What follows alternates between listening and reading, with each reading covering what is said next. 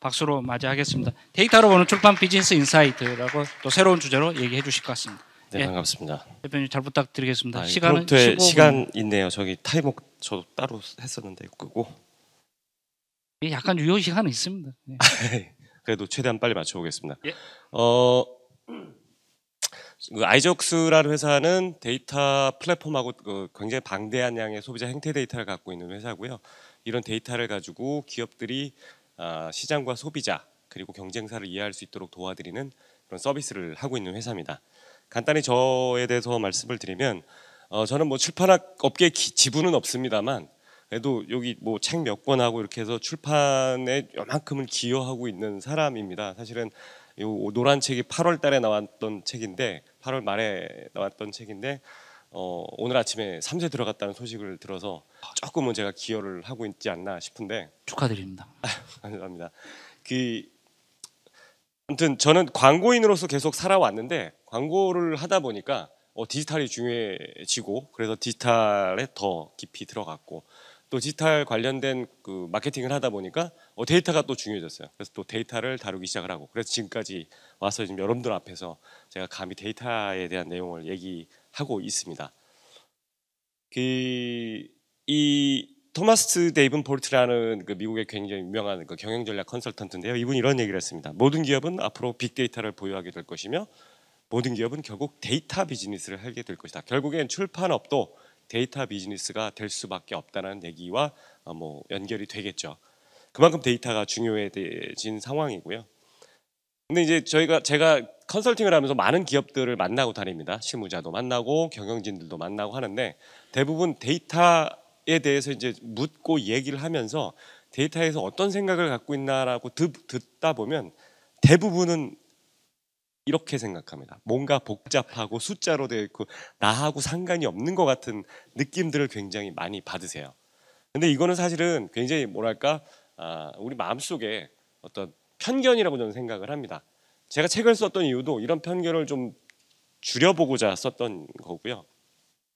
데이터의 그 정의를 보면 뭐 판단, 계산, 결정 등의 근거가 되는 사실적 정보 및 자료다라고 얘기하는데 예전에는 정보, 자료 이 형태에 굉장히 많은 관심을 가졌어요. 그런데 저는 여러분이 이 근거에 주목을 하셨으면 하는 바람입니다.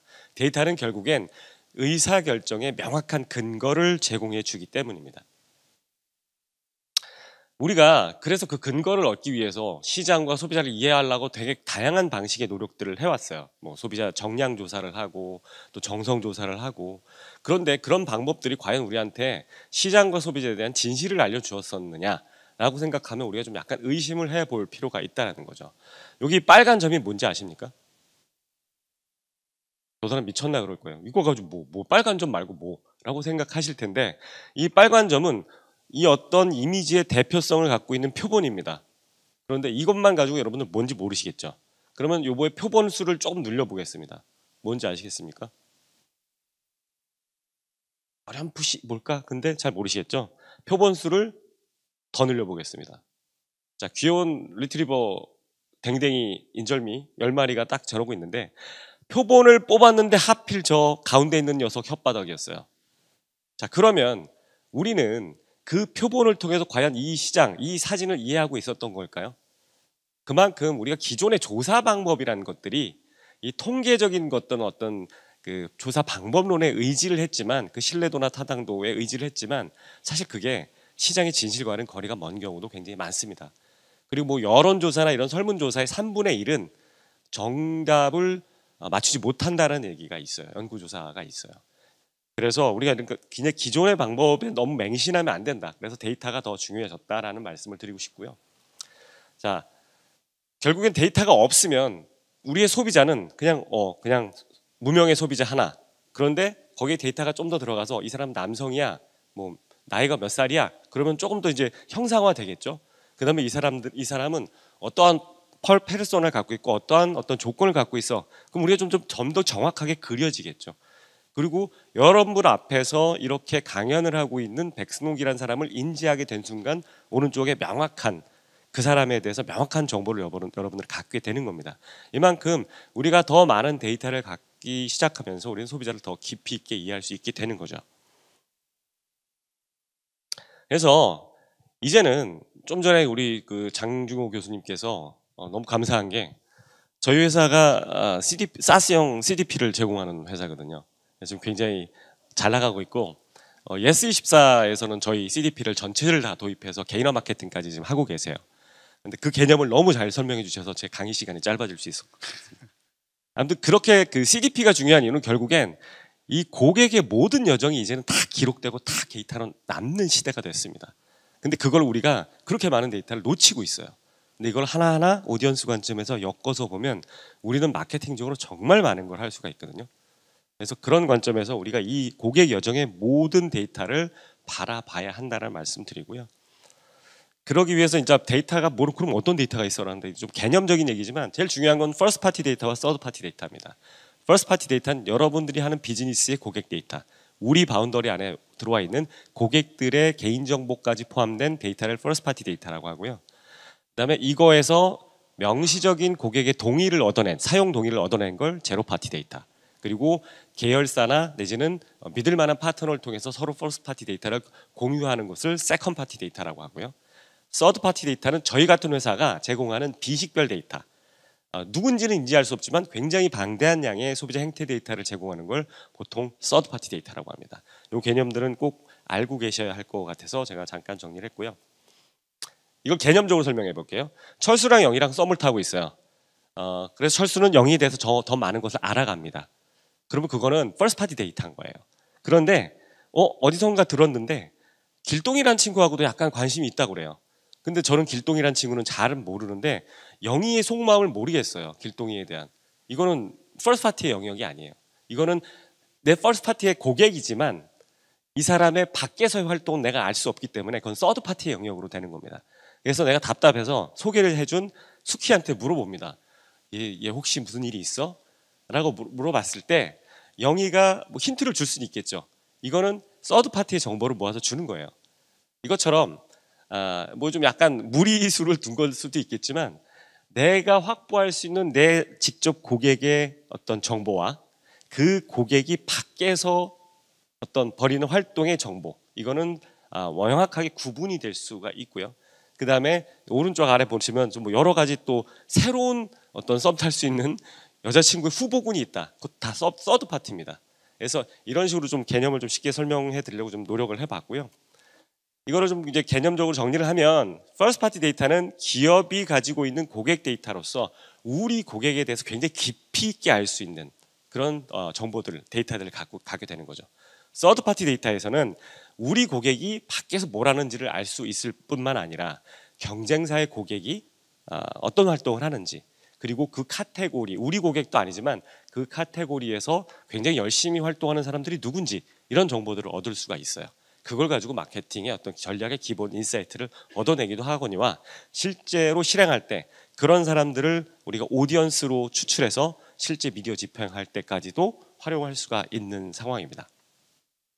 제가 좀 전에 말씀드린 CDP 말고 저희 회사에 이제 DMP라는 게 있습니다. DMP는 우리나라의 4,300만 대의 모바일 단말기 애드 아이디의 비식별 정보를 트래킹합니다. 저희가 직접 다 빨아당기는 게 아니라 여러분들 앱들 굉장히 많이 깔고 계시죠?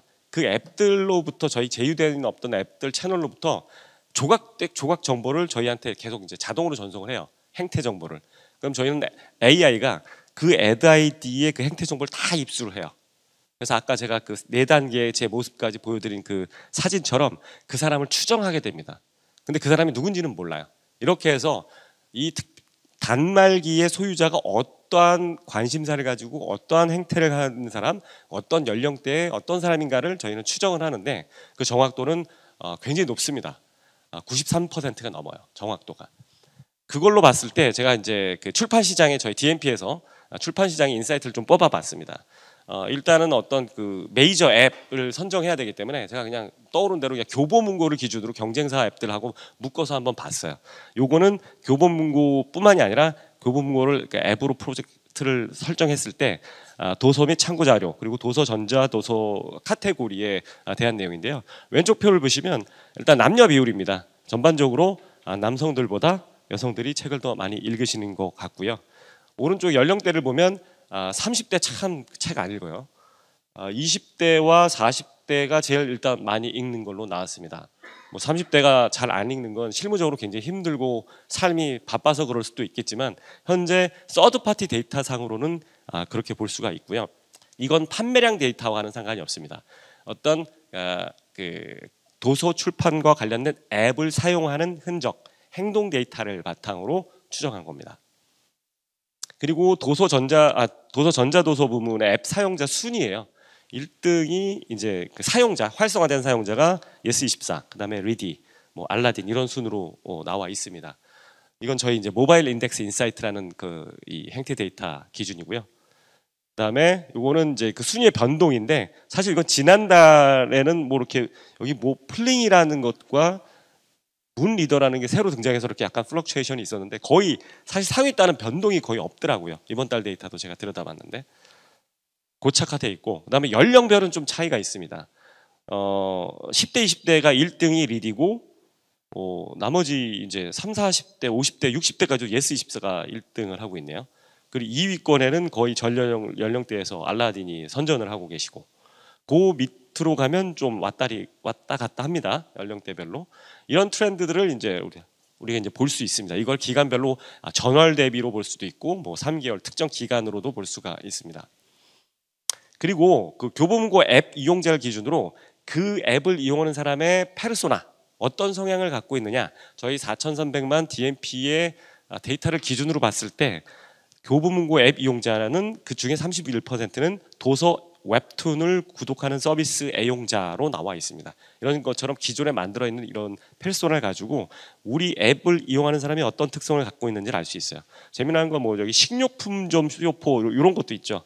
그러니까 뭐 책 읽는 사람이 식료품은 안 사겠습니까? 그 연령대 여성들이 꽤 상당히 많기 때문에 이런 공통점들이 좀 나오기도 하는 것 같습니다. 그리고 교보문고 앱을 이용하는 사람들은 이런 앱을 제일 많이 쓴다. 다른 앱 기준으로 배민과 스타벅스 요기로 굉장히 많이 쓰시네요. 그다음에 뭐 무신사 이런 패션 쪽, 건강의료, 가정생활 쪽을 굉장히 많이 하고 계시고요. 이런 건 어떤 거를 우리가 인사이트를 얻을 수 있냐면 출판을 하는데 어떤 주제, 우리 소비자들이 어떤 데 관심을 갖고 있느냐를 파악하는 데도 조금 도움을 드릴 수 있을 것 같고요. 정반대로 여기 뭐 뉴스, 생산성, 자동차 이런 쪽으로 책 내시면 안 팔리지 않을까 싶은 생각이 들긴 합니다. 그리고 1인당 평균 사용 시간은 당연히 밀리의 서재는 그 앱을 가지고 이제 책을 읽기 때문에 밀리의 서재가 가장 높게 나오고 있고요. 반면 윌라는 굉장히 좀 같은 건데도 평균 사용 시간은 떨어지죠. 그렇다고 윌라가 꼭 못하고 있느냐? 또 그렇게 볼 수는 없어요. 사용 일수 추이로 보면 윌라가 더 많습니다. 한 달에 사용 일수는 윌라가 오히려 밀리의 서재보다 높아요. 이런 건 좀 다양하고요. 우리가 더 뎁스 있게 들어가서 분석을 해봐야 되지만 이건 일단 서드파티 데이터, 행태 데이터 기준으로 그걸 판단하는 거고요. 그 다음에 또 윌라가 약간 가능성이 있다고 본 건 서비스 고착도입니다. DAU를 MAU로 나눈 건데요. 그러니까 한 달에 얼마나 자주 들어와서 이 서비스를 이용하느냐예요. 그러니까 윌라는 그래도 뭔가 고착도가 상당히 있습니다. 그래서 이거는 그 고착도의 원인, 어느 부분을 더 사람들이 많이 이용하는가를 분석해 보면 이제 더 우리가 마케팅적으로 인사이트를 얻을 수가 있겠죠. 이걸 딱 보면 이제 한눈에 딱 띕니다. 윌라를 이용하는 것과 밀리의 서재 이용하는 패턴이 완전히 달라요. 이거는 1인당 월 평균 사용 시간과 사용 일수를 이렇게 표현해 준 거거든요. 그러니까 윌라는 더 자주 들어와서 짧게 보는 거고 밀리의 서재는 가끔 들어와서 좀 오래 보는 거. 패턴이 완전히 다르다는 거는 확실하게 알 수 있겠죠. 그리고 그 서비스를 성별, 연령별, 충성도를 비교를 봤어요. 예스24는 40대 여성이 주도를 하고 계십니다. 그분들이 제일 많이 이용하고 있고요. 그 다음에 밀리의 서재는 20대 여성이 주도하고 있어요. 아무튼 앞뒤 다 봤을 때 남성은 굉장히 기여도가 적습니다. 네, 분발을 해야 될 것 같습니다. 그리고 윌라가 30, 40대 여성의 비중이 굉장히 높습니다. 그렇게 이제 뭐 이런 것들은 앱을 들어가서 이제 저희가 요 밑에 모바일 인덱스인데 이거는 사실은 뭐랄까 유료이기 때문에 상당히 비싸요. 그래서 이런 것들을 여러분들이 다 이용하시기는 어렵겠지만 회사 차원에서는 구독하실 수 있고요. 다만 저희가 이런 것들을 인사이트를 좀 쉽게 여러분들이 얻으실 수 있도록 무료 사이트를 오픈을 했습니다.